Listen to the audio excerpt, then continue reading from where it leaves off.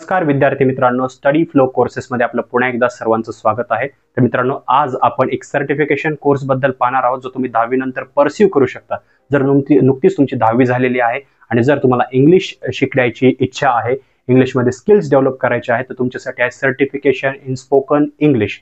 तर हा कोर्स काय आहे, किती वर्षाचा आहे, याच्यामध्ये मेनली कोणत्या गोष्टीवर फोकस केला जातो, याचे कॉलेजेस कोणते अवेलेबल आहेत, पुढे काय करू शकता, हे सर्व गोष्टी आपण या व्हिडिओमध्ये पाहूया. हा व्हिडिओ एंड पर्यंत पहा. चॅनलवर नवीन असाल सबस्क्राईब नक्कीच करा. So let's begin. तर आता पाहूया की certificate in spoken English actually course काय आहे. तर बघा, या कोर्सचा कालावधी तुम्हाला 3 महिने ते 1 वर्षाचा मॅक्झिमम पाहायला भेटू शकतो.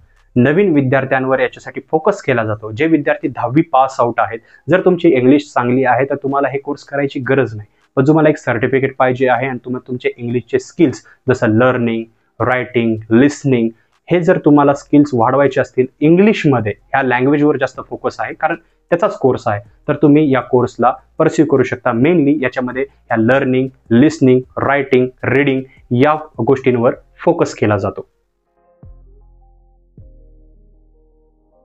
तर मित्रांनो, याची आता शैक्षणिक पात्रता पाहूया. शैक्षणिक पात्रता खूप सोपी आहे.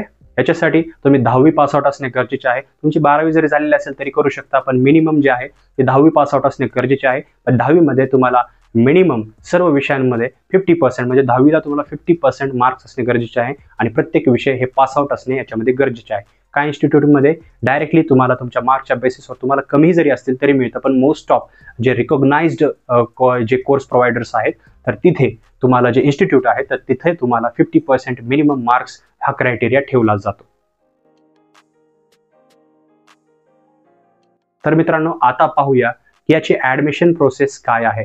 तर बघा, ऍडमिशन प्रोसेस खूप सोपी आहे. यासाठी खूप सारे इन्स्टिट्यूट जसं ब्रिटिश काउन्सिल, ब्रिटिश अकॅडमी, त्याचबरोबर लाल बहादूर शास्त्री यांचे सुद्धा एक इन्स्टिट्यूट आहे यांच्या नावावर, जिथे हा कोर्स जो आहे तो प्रोव्हाइड केला जातो. याचाही कालावधी 3 महिने ते 1 वर्ष याच्या बिटवीनच आहे.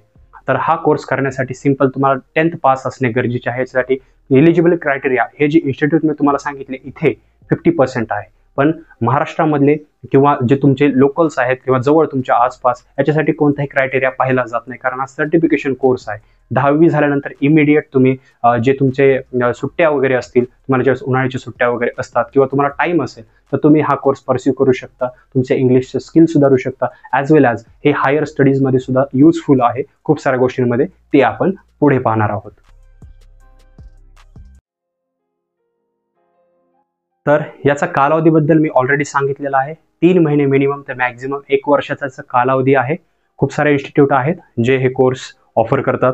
हा कोर्स करत असताना तुमची व्होकॅबलरी, तुमचं ग्रामर, त्याचबरोबर स्पीकिंग स्किल्स, लिसनिंग स्किल्स, त्याचबरोबर त्याच्यावर रिॲक्ट करणं, ह्या सर्व गोष्टींवर फोकस केला जातो. आणि जेवढाही कोर्स आहे त्या at the end of that course तुमची एक एक्झाम घेतली जाते. ती एक्झाम तुम्हाला पास आउट होणे गरजेचे आहे. आणि आफ्टर पास आउट एक्झाम तुम्ही काय करू शकता की याच्यामधून तुम्हाला जे सर्टिफिकेट भेटतं ते तुम्ही युजफुल आहे फर्दर स्टडीजमध्ये. तर याचं जे पाहिलं गेलं तर फक्त 1 वर्षाच्या कालावधीमध्ये तुम्हाला एक एक्झाम असते जी तुम्हाला पास आउट होणे गरजेचे आहे, लाईक MSCIT और जे अदर जे सर्टिफिकेशन कोर्स आहेत सेम तसंच याच्यामध्ये आहे. तर बघा, आता याच्या विषयाबद्दल आपण पाहूया. जेवढाही कोर्सचा कालावधी आहे त्यानुसार याचे विषय आहेत. मॅक्झिमम 1 वर्षाचा जो कालावधी आहे त्यानुसार मी तुम्हाला याचा सिलेबस जो आहे तो सांगत आहे की या सिलेबसमध्ये काय काय तुम्हाला अंदाज लागेल की आफ्टर टेकिंग द ॲडमिशन, ज्यावेळेस तुम्हाला ॲडमिशन घ्याल तर तुम्हाला कोणकोणता सिलेबस, कोणकोणते विषय याच्यामध्ये पाहायला भेटणार आहेत. तर जसं तुम्ही स्क्रीनवर पाहू शकता, याच्यामध्ये listening to the text, listening to CDs, trials, a good listener याच्यामध्ये शिकवलं जातं. त्याचबरोबर pronunciation, listening comprehension, reading skills, vocabulary, word formation, basic grammar, practice exercises, words and phrases, त्याचबरोबर dialogues, public speech, telephonic conversation and translation, ह्या सर्व गोष्टी तुम्हाला शिकवल्या जातात, जेणेकरून तुमचं लिसनिंग, रायटिंग, रीडिंग हे जे स्किल्स आहेत ते अनलॉक होतात. तर याच्यामधील आता पुढील संधी पाहूया की पुढील संधी काय अवेलेबल आहेत आफ्टर कम्प्लिटिंग द कोर्स. तर बघा, हा सर्टिफिकेशन कोर्स आहे. या रिगार्डिंग तुम्हाला जॉब तर मिळू शकत नाही लगेचच्या लगेच, कारण हा फक्त एक सर्टिफिकेशन स्पोकन इंग्लिशचा कोर्स आहे. याच्यासाठी तुम्हाला एक वेगळं स्किल तुमचा अनलॉक होतो, जो आहे रीडिंग, रायटिंग, लिसनिंग असे स्किल्स अनलॉक होतात. जर तुम्ही फर्दर स्टडीज केलेले असतील, जसं हॉटेल मॅनेजमेंट आहे किंवा जे मेडिकल फील्डमध्ये तुमच्या ज्या डिग्रीज असतील, डिप्लोमाज असतील, हे कम्प्लीट केल्यानंतर, किंवा सगळ्यात मोस्ट आहे सध्या ट्रेंडिंगमध्ये IT सेक्टर. तर इथं एम्प्लॉईज जेव्हा इंटरव्ह्यू होतो, इंग्लिशमध्ये इंटरव्ह्यू होतो, त्यावेळेस तुम्ही तिथे जे आहे ते तुमचे स्किल्स वापरून तो जॉब सुद्धा मिळवू शकता. म्हणजे हे स्किल्ससाठी जो आहे तो कोर्स इथं प्रोव्हाइड केले गेलेला आहे. याच्यावर कोणतीही जॉब अवेलेबल नाहीये, किंवा याच्यामध्ये तुम्ही हायर स्टडीजसाठी यूज करू शकता, जिथे तुम्हाला जिथे ट्रेनिंग वगैरे प्रॅक्टिकल्स असतील, किंवा तुम्हाला जर प्रेझेंटेशन द्यायचं असेल, तर तिथे हे खूप उपयोगी आहे. तर भविष्यातली संधी एवढीच की तुमचे जे स्किल्स आहेत ते ओपन होतात, जे तुम्ही वर्ल्ड लेवलला दाखवू शकता. तर आता पाहूया की हा कोर्स का आणि कोणी निवडावा. तर ज्या विद्यार्थ्यांची इंग्लिश सध्या खूप वीक आहे आणि तुम्ही 10th पास आहात, 12th पास आहात, नो मॅटर व्हॉट, जे हायर स्टडीज जरी तुमच्या सुरू असतील तरी ते विद्यार्थी सुद्धा ह्या कोर्सला परस्यू करू शकता, कारण हा एक सर्टिफिकेशन कोर्स आहे.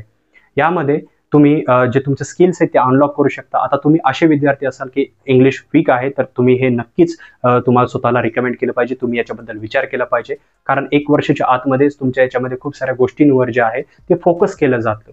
त्याच्यामध्ये लिसनिंग असेल, रायटिंग, रीडिंग असेल, त्याचबरोबर तुमचं जे ग्रुप डिस्कशन्स असतील, तर हे सुद्धा याच्यामध्ये घेतले जातात, जेणेकरून तुमच्या स्पीकिंग स्किल्स वाढतात, तुमच्यामध्ये आत्मविश्वास जागा होतो इंग्लिश बोलण्याचा. कारण आपली जी मदर टंग आहे ती मराठी आहे. मोस्ट ऑफ पीपल हिंदी बोलतात इझिली, कारण आपण लहानपणापासून मूवीज पाहत आलो, पण इंग्लिशमध्ये आपल्याला सवय नसते.